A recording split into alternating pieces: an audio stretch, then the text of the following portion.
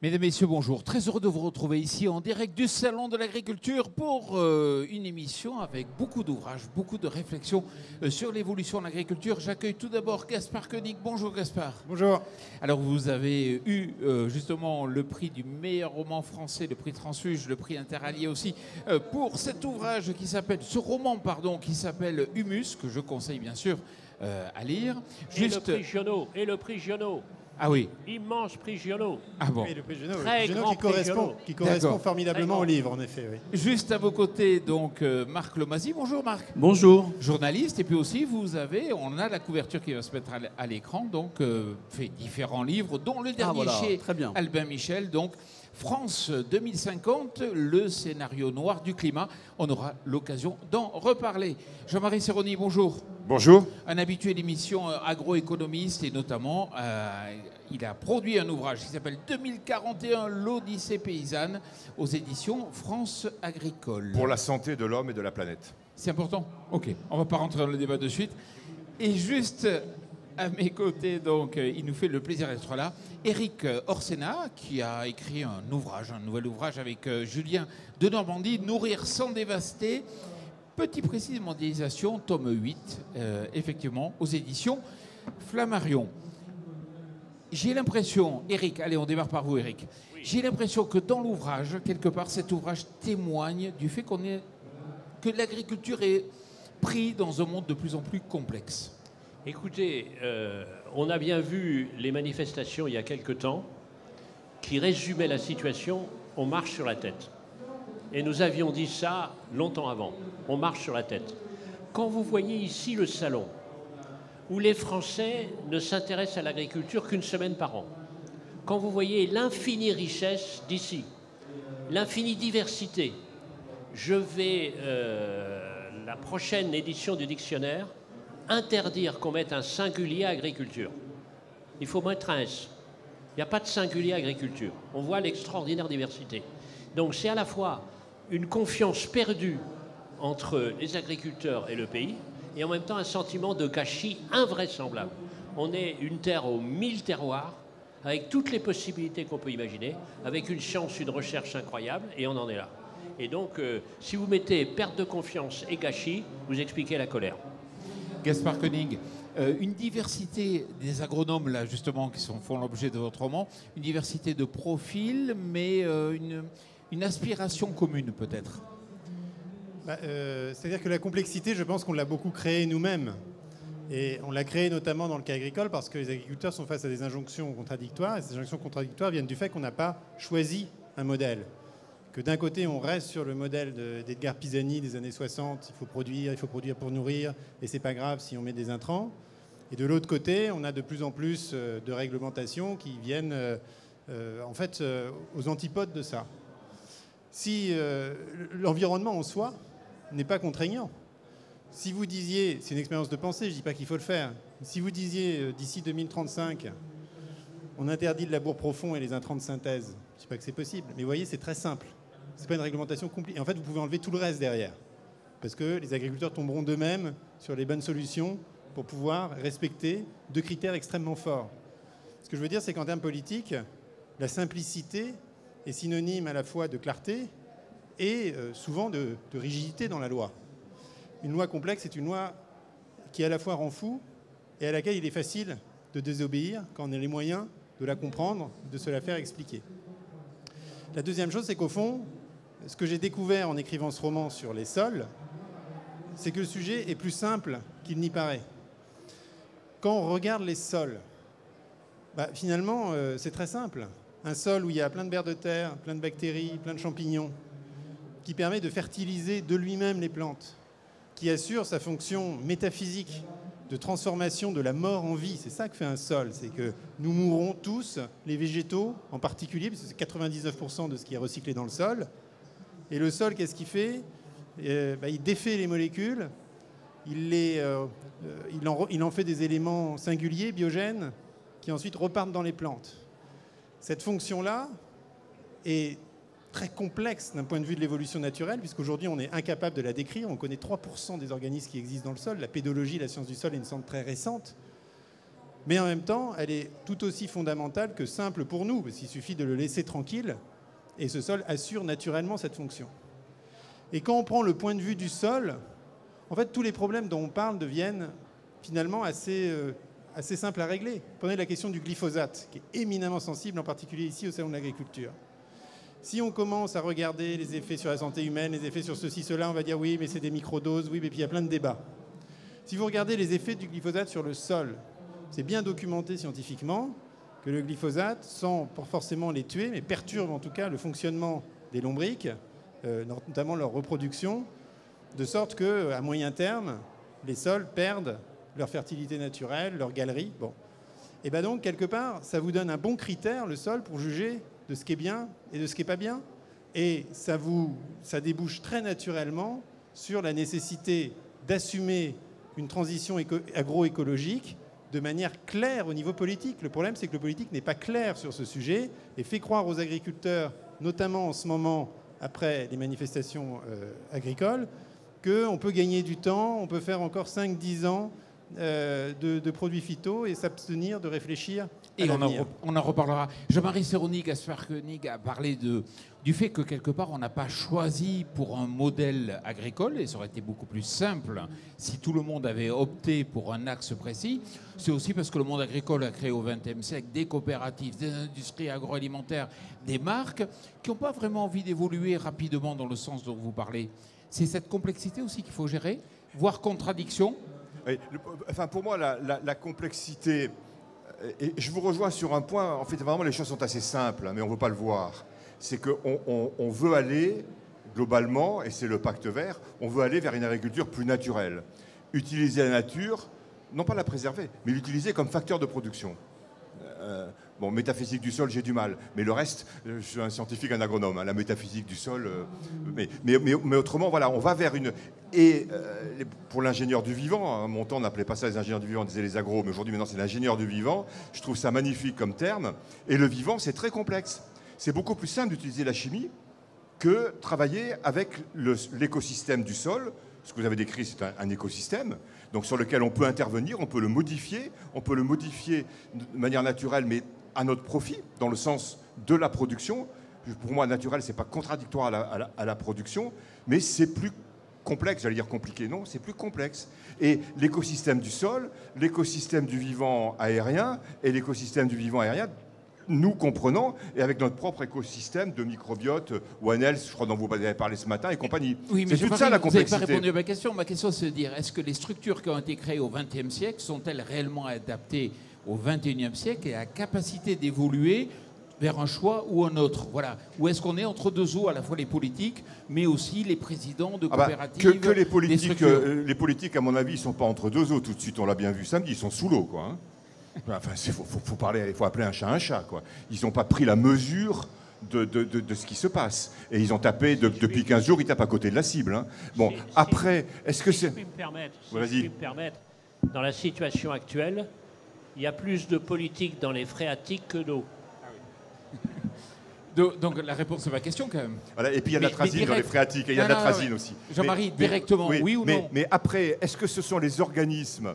Est-ce qu'ils évoluent? Est-ce que c'est leur faute? Non. Est-ce qu'ils évoluent assez vite? Non. Et je dis toujours, dans les années 60, quand Edgar Pisani a voulu moderniser l'agriculture, la première chose qu'il a faite, il n'a pas détruit les organismes, mais il a changé l'organisation du conseil et de l'accompagnement des agriculteurs. Et je suis persuadé, et ça a été mon métier pendant 25 ans, de travailler dans les organisations du conseil, je suis persuadé qu'aujourd'hui, la mutation dont on a besoin doit démarrer par un changement, pas forcément des organismes, il ne faut pas détruire, je ne sais pas, peut-être certains il faut les détruire, j'en sais rien, mais en tout cas il faut changer la façon d'accompagner les agriculteurs, depuis l'INRAE jusqu'au conseiller ou à la conseillère, quelle que soit sa famille, qui est dans la cour de ferme. Marc Lomazy. Alors, si la question c'est la complexité, il y a une complexité d'abord du discours scientifique à faire comprendre quelle est l'urgence climatique. Pendant très longtemps, personne ne lit les rapports du GIEC, ok, on peut le comprendre, c'est en anglais, c'est très difficile à comprendre, mais vous avez en France des centaines et des centaines de scientifiques qui travaillent sur le changement climatique. L'INRAE travaille sur le changement climatique, les rapports entre changement climatique et agriculture. Donc c'est un discours complexe et dont les politiques doivent s'inspirer pour mettre sur pied leur politique agricole. Or, qu'est-ce qu'on a vu depuis quelques heures maintenant? C'est la défaite du politique. Je veux dire par là qu'à partir du moment où pour éclairer la décision publique, on ne s'en remet qu'à des syndicats agricoles, à ce moment-là, vous vous fourvoyez parce que vous oubliez la priorité des priorités, qui est ce que tous les experts disent, est ce que les agriculteurs vivent en premier lieu, c'est-à-dire qu'il y a urgence à changer de modèle. La deuxième complexité, c'est qu'il y a urgence à changer de modèle, ok, mais quand vous êtes agriculteur, comment vous faites? S'il n'y a pas un accompagnement très fort public, vous n'y arrivez pas tout seul. C'est évident, je prends un seul exemple, le bio, on a encouragé des agriculteurs à se convertir au bio. Aujourd'hui, le bio est dans une situation extrêmement difficile. L'objectif, je le rappelle, de la loi Egalim, on a beaucoup parlé de la loi Egalim, c'était 50% de produits sains et durables dans la restauration collective, dont 20% de bio. Aujourd'hui, quand vous allez à l'hôpital, quand vous allez dans les cantines scolaires, quand vous allez dans les restaurants d'entreprise, on doit être autour de 5 ou 6%. On est très loin. Qu'est-ce qui manque? Il manque un encadrement des prix. Voilà. Donc la complexité, elle est à la fois de bien comprendre ce qui nous arrive, et ce qui nous arrive, c'est le pire choc climatique depuis la création de la Terre. Et là, il y a des climato-sceptiques et avec des discours extrêmement dangereux. Et la deuxième complexité, c'est que on n'a pas aujourd'hui de politique, d'hommes politiques et de femmes politiques à la hauteur de cet enjeu-là. Globalement, on a l'impression d'ailleurs que l'enjeu climatique a été mis un peu sous le tapis, là. Pas dans la réalité, dans les discours. C'est-à-dire que dans le cadre de ce salon, on a mis un peu tout ce qui est agroécologie sous le tapis. Gaspard Koenig. Justement, moi j'aimerais continuer à faire de la métaphysique pour embêter monsieur. Et je trouve qu'il y a un auteur qui est excellent aujourd'hui pour trouver déjà intellectuellement le modèle que nous cherchons, et puis ensuite il faut le décliner en politique publique. C'est Élisée Reclus, qui est un géographe anarchiste de la fin du 19e siècle, et qui écrit, qui ne refuse pas l'anthropisation. C'est ça qui est très intéressant. C'est un discours très écologique, très en avance sur son temps de ce point de vue-là, mais qui explique que l'homme peut faire progresser la nature selon les critères de la nature elle-même. En augmentant, vous avez par exemple des fois des espèces endémiques qui peuvent être très nuisibles sur un écosystème, et que l'homme peut éliminer pour, au contraire, accueillir et produire de la biodiversité. Ce n'est pas ce qu'il fait aujourd'hui, mais comme dit Élisée Reclus, ce que l'homme défait, il peut aussi le refaire. Et il nous propose de penser une civilisation qui soit la civilisation de l'homme, de la nature et de l'animal, et qui, au fond, réconcilie l'idée d'exploiter la nature et l'idée de la respecter. Ce qui est tout à fait, ce qui fournit, si vous voulez, les fondements intellectuels, un peu, de ce qu'on appellerait aujourd'hui l'agroécologie. Mais maintenant, j'en profite pour dire... un des maîtres à penser des soulèvements de la Terre.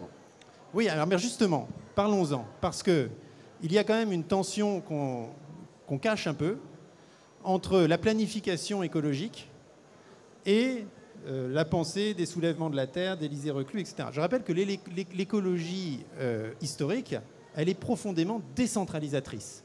Elle croit avant tout à la responsabilité locale, tout à fait le cas d'Élisée Reclus, et de à peu près tous les penseurs écolos, y compris les trotskistes des années 70, et Murray Bookchin, dont s'inspirent les soulèvements de la Terre.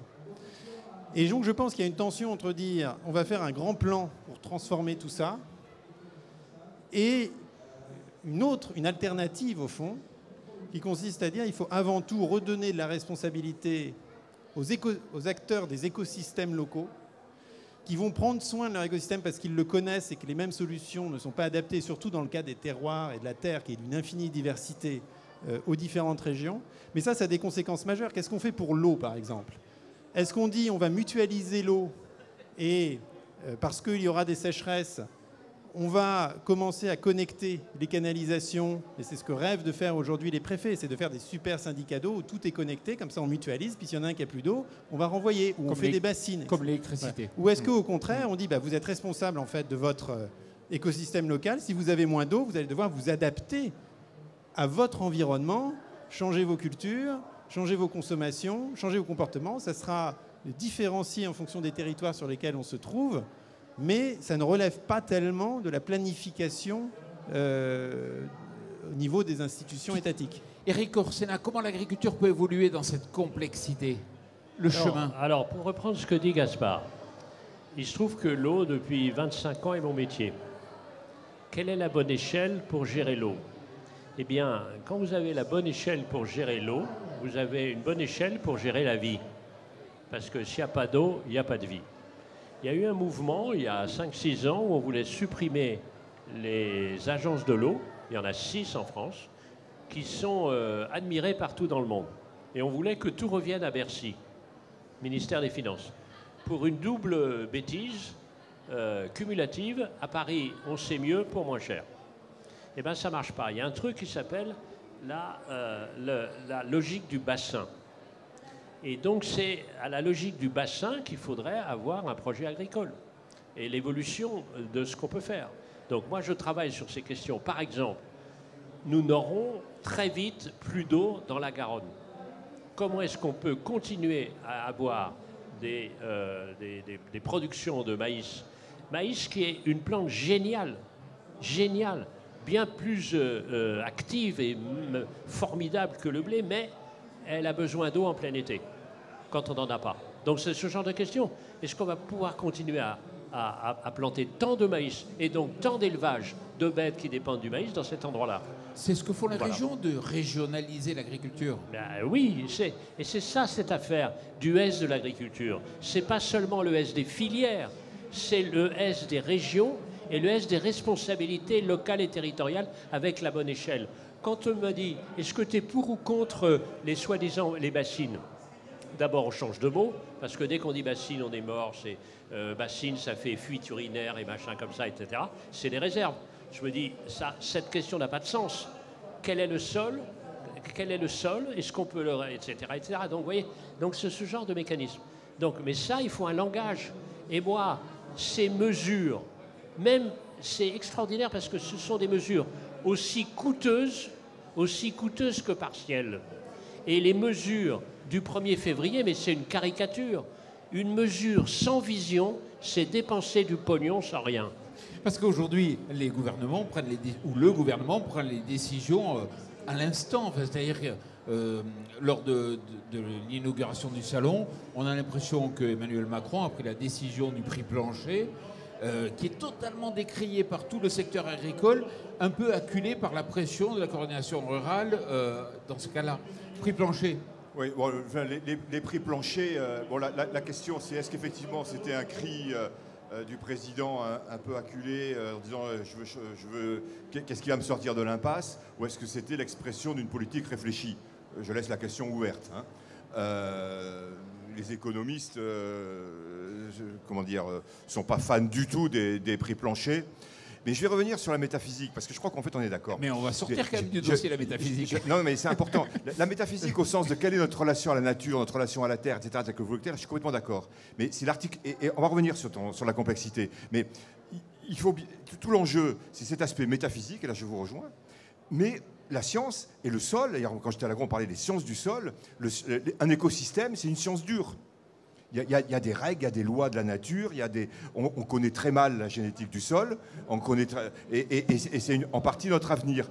Et je crois que justement tout l'art, c'est d'articuler quelle est notre vision du rapport au monde, du rapport à la nature, et notamment dans notre histoire ancienne catholique, on est un peu handicapé par rapport à d'autres pensées historiques. Dans notre rapport à la nature, on se croit au-dessus, or on sait bien qu'on est dedans, et que notamment par les microbes, on est complètement dedans et entouré. Et c'est une révolution métaphysique, quelque part, qu'il faut faire. Mais laissons la science dans la science, enfin, et ne détruisons pas la science. Et sur les agriculteurs, et sur le pouvoir, moi, ce que je dis, là, tu vas m'entendre, parce que je le dis souvent, moi, je dis à mes amis du monde agricole, et j'ai la chance de pouvoir fréquenter les différentes grandes familles, je leur dis, mais n'attendez pas que le pouvoir vous donne une vision. Quelle est la vision que les agriculteurs ont? On ne peut pas envisager l'avenir sur cette question agricole contre les agriculteurs, tout le monde est d'accord, mais sans les agriculteurs pour le définir. Et en fait, va nous répondre. tous les 3 syndicats, ou les 4 si on prend le MODEF que je connais beaucoup moins, mais ils sont dans le mouvement. Ils sont pas. Alors, il y a des bagarres. Ils ont eux aussi leurs élections. Ils ont été énervés par les pouvoirs publics. Il y a eu des erreurs graves de communication, même pas de communication, de stratégie du gouvernement depuis le début de la crise. Donc, ça a énervé un peu tout le monde. Jean-Marie. Mais sur le fond, ce sont des gens de bonne volonté. Ne banalisons pas et ne court-circuitons pas l'organisation des agriculteurs qui fait la force de l'agriculture française. Marc Lemazier. Oui, je reviens sur un sujet fondamental qui est celui de l'eau. Donc aujourd'hui, on a un temps maussade. On ne se rend pas compte que la sécheresse qui dure maintenant depuis 2 ans de manière continue dans le sud de la France, aujourd'hui même, on est très inquiet, la préfecture de l'Aude est très inquiète pour le canal du Midi. Donc il va falloir arbitrer pour cet été dans les usages de l'eau entre le tourisme et l'agriculture. Bon. La bonne nouvelle, c'est que moi je suis entièrement d'accord sur les bassins. Il y a 2 remarques sur la logique de bassins et des agences de l'eau. C'est que il y a des comités scientifiques dans ces bassins et dans ces agences de l'eau. Il faut absolument que les hydrologues et les hydroclimatologues aient voix au chapitre au même titre que les utilisateurs. Oui, d'ailleurs, les agriculteurs sont surreprésentés dans les agences. Ça, c'est la première remarque. La deuxième remarque, c'est que, effectivement, c'est à l'échelle du bassin qu'on réglera les sujets, notamment autour de la gestion de l'eau. La bonne nouvelle, c'est que c'est possible. Comme vous avez vu ce qui s'est passé en 2022 en Haute-Garonne, le préfet a réussi à faire diminuer de 30% la consommation d'eau en mettant tout le monde autour de la table. Et tout le monde a joué le jeu, et ça s'est bien passé. Il n'y a pas eu de révolte agricole. Donc ça veut dire que c'est possible. Alors, moi, ce qui me frappe dans le dialogue, et je suis complètement d'accord avec toi sur les questions de ces structures qui existent, je fais la différence entre 2 départements. Il y en a un qui s'appelle les Deux-Sèvres, où on n'a pas l'habitude de se parler. Résultat, on fait Sainte-Soline, qui est l'inverse de ce qu'il faut faire. Dans la Vendée, juste à côté, on a l'habitude de se parler. La Vendée, c'est pas le Vendée Globe seulement, et c'est pas le Puy du Fou seulement. C'est aussi un réseau, et Gaspard, lui qui aime l'entreprise, c'est un lieu incroyable, un des terreaux, alors qu'on pense que c'est complètement rural, un des terreaux des PME et des entreprises intermédiaires. Il y a une histoire protestante d'entraide. Ils se parlent. Oui, mais il y a une histoire protestante. L'eau, c'est le lien. Tu ne peux pas avoir une logique du lien avec des gens qui sont dans la logique du tout pour ma gueule. Mais il me semble que sur la Garonne, je suis bordelais, moi je suis né au bord de la Garonne, fleuve sauvage. Vous faites chacun votre région. Si la Garonne elle avait voulu, elle aurait déjeuné le pôle, si j'en étais un autre. Mais j'ai cru comprendre, je suis très éloigné aujourd'hui, mais que justement il y a eu un accord très intelligent dans le cadre du bassin d'Our-Garonne, où les écologistes, au sens large du terme, le monde agricole, se sont rendus compte qu'ils avaient des intérêts communs et que d'avoir des stockages d'eau en amont dans la montagne permettait d'éviter les assecs de la Garonne, tout à fait. permettait de cultiver. Et le canal du Midi, l'ingénieur Riquet qui ramassait l'eau des 2 versants, c'est pas rien non plus. On va quitter la complexité, on va attaquer le contradictoire. Et justement, on va en parler parce que le gouvernement et les politiques savent être contradictoires. Le monde agricole a du mal... Enfin, ce matin, on a reçu Sophie Primas, Jérôme Bail. Et Sophie Primas, sénatrice donc, des Yvelines, expliquait qu'il y avait des lois qui étaient votées par le Parlement et des décrets qui étaient pris par les gouvernements qui étaient contraires à l'esprit de la loi. Il y avait... on parlait des normes, ça fait des années que le monde agricole ne comprend pas pourquoi la simplification n'est pas adoptée. Donc c'est normal qu'à un moment, il se rebelle. Et en plus, j'ai l'impression qu'aujourd'hui, et vous avez été conseiller donc, du président... Vous n'avez pas été conseiller dans votre vie ? Très longtemps. Il y a très longtemps. Donc vous pouvez nous en parler quand même, vous en souvenez. Comment on peut expliquer... C'est le seul conseiller en classe de CP. Comment Gaspard, déjà, il était très intelligent déjà. En CP, il était conseiller. Comment vous expliquez aujourd'hui qu'il y a un tel... On a l'impression que les conseillers, que les gouvernements sont pris un peu à reculons. Ils ne savent plus gérer justement cette pression qui résulte du fait qu'il y a eu beaucoup de contradictions qui n'ont pas été gérées. Oui, j'en sais rien, mais alors juste, je veux faire un dernier point quand même sur nos histoires de sol avant de parler de politique. Et à propos de science, c'est qu'on confond aujourd'hui la technoscience et la science. En fait, la pédologie, donc la science des sols, pour revenir là-dessus, est une science récente. Elle date du milieu du 19e siècle. Et aujourd'hui, on ne connaît que 3% des espèces vivantes dans un sol. C'est-à-dire que dans 1 gramme de terre, vous avez littéralement des milliards de bactéries. Un monde complexe. Et on ne sait pas encore le décrire. Vous avez 5000 espèces de vers de terre, on en connaît quelques dizaines scientifiquement, parce qu'on a très peu investi d'argent et de temps de cerveau là-dedans. Alors que le ciel, ça c'est formidable, on a plein d'astronomes, on envoie des fusées sur la Lune, ça nous excite, ça nous passionne, alors que c'est quand même des corps morts, il faut le dire, enfin sans vie. Et le sol, si grouillant, si vivant, on le connaît très mal. Et comme on le connaît très mal, c'est au nom de la science qu'il faut arrêter la technoscience. C'est-à-dire quelque chose qu'on connaît mal, eh bien il faut être très prudent. Et ce principe de précaution tant décrié vaut pour ce qu'on connaît mal. Ce qu'on connaît bien, on peut imaginer avoir assez de paramètres pour comprendre les conséquences de nos actions. Mais les conséquences de nos actions sur les sols, on ne les connaît pas. Et résultat, aujourd'hui, malgré toutes les analyses de labo disant que tel pesticide est inoffensif, 60% des sols européens sont détériorés. Et quand on dit qu'on veut sauver la planète, on exagère. On veut sauver les sols. Et les sols, c'est 30 ou 40 cm d'humus. C'est extrêmement fragile et c'est aujourd'hui en voie de, si vous voulez, de minéralisation. Voilà.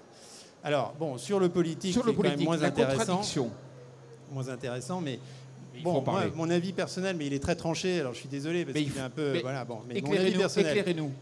Que je me suis fabriqué notamment quand j'ai traversé la France à cheval, et j'étais beaucoup accueilli par les agriculteurs, comme un vagabond. Comme ils disaient à l'époque, il y avait toujours l'écuelle pour le vagabond, c'était un peu pareil. Effectivement, c'est le premier sujet à table.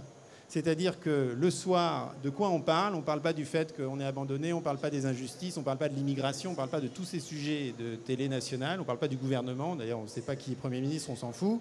On parle de l'ADREAL, on parle de l'ABF, on parle de tous ces acronymes en fait qui rendent la vie des gens sur le terrain impossible, non pas parce qu'ils ne veulent pas obéir à la loi, mais parce qu'ils ne comprennent plus la loi, premièrement. Et que deuxièmement, la loi est tellement contradictoire que souvent ceux qui sont chargés de l'appliquer, notamment dans les préfectures, reconnaissent qu'ils ne savent pas faire et finissent par dire aux gens, bon, bah, faites ce que vous voulez, mais discrètement. Et si vous voulez, c'est tout l'état de droit qui est mis en question. Parce que nul n'est censé ignorer la loi, mais aujourd'hui, personne ne peut la connaître et personne n'en a de vue d'ensemble. Alors, pourquoi? Bah, c'est parce que ça fait 50 ans qu'on fait ce qu'on appelle de l'inflation normative. Ce n'est pas un délire de ma part, c'est mesuré par le Conseil d'État. Donc on voit le nombre de normes qui augmente, à un point qui est décrit par Max Weber, d'ailleurs, qui est le premier sociologue de l'administration, qui dit qu'il y a un certain point de complexité où, en fait, plus personne n'a de contrôle sur le système, plus personne n'est capable de dire sa direction. Et donc, le politique, suivant les circonstances, rajoute une petite couche ici ou là pour essayer de pallier à ceci ou cela, mais n'est plus capable, techniquement, de refonder quelque chose. Et moi, je pense qu'il n'y a pas... En fait, la simplification est techniquement impossible aujourd'hui, à droit constant. Et les grandes simplifications, c'est ce que dit David Graeber dans son livre sur la bureaucratie, il refait l'histoire de la bureaucratie mondiale, en commençant par Babylone et Rome, parce qu'on n'est pas les premiers à avoir dérivé. Il dit bah, ça se finit par les barbares. C'est-à-dire qu'un jour, en fait, le système ne croit plus en lui-même, fonctionne par inertie, et à un moment donné, les barbares arrivent et mettent tout ça à sac, et on repart d'une table rase. Et je ne vois pas, en fait, comment c'est possible autrement aujourd'hui. Est-ce que ça sera par la faillite, par la dette, par la crise financière? Est-ce que ça sera par la crise écologique? Est-ce que ça sera par les crises sociales? Je ne sais pas.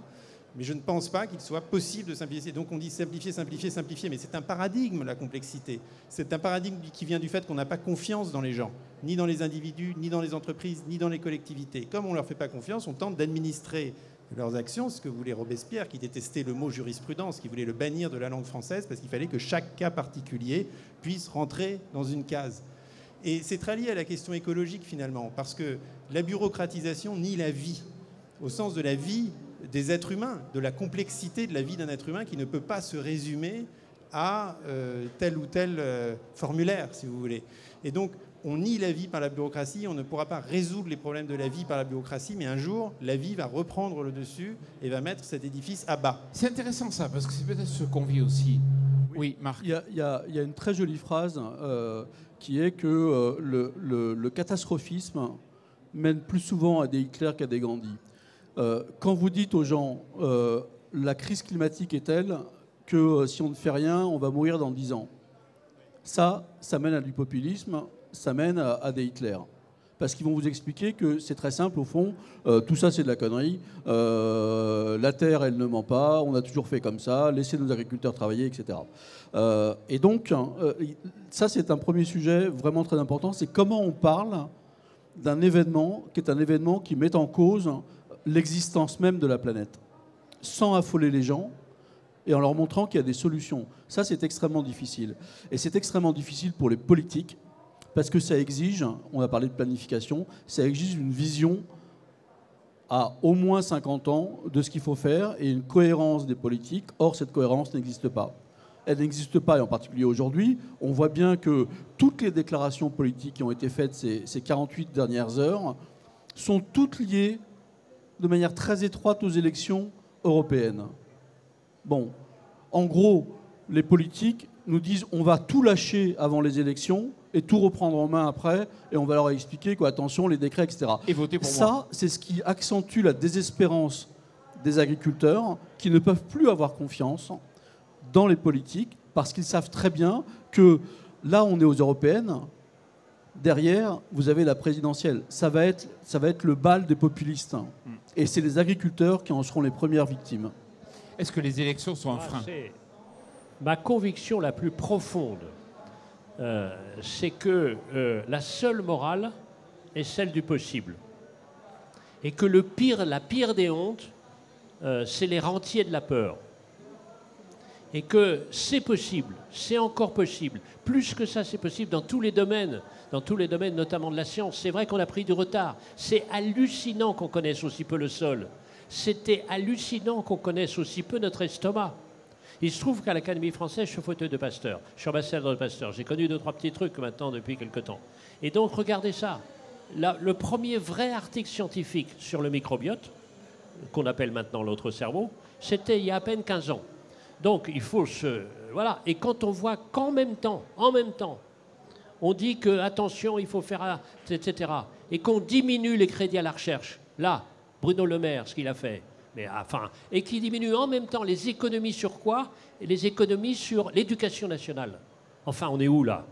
Franchement, c'est pas possible, ça. C'est pas possible. Et qu'on a, pardon, mais total 23 milliards de résultats. Mais on est où, là? On marche sur la tête. Donc moi, j'en ai marre de ça. Une phrase. Oui, une phrase. Très Moi, court. je suis résolument optimiste. Et à ce que dit Eric, que je partage, je lui dis, mais regarde, il y a 3 ans, 4 ans, on était dans le Covid, qui a démarré ici, enfin, c'était à la fin du salon.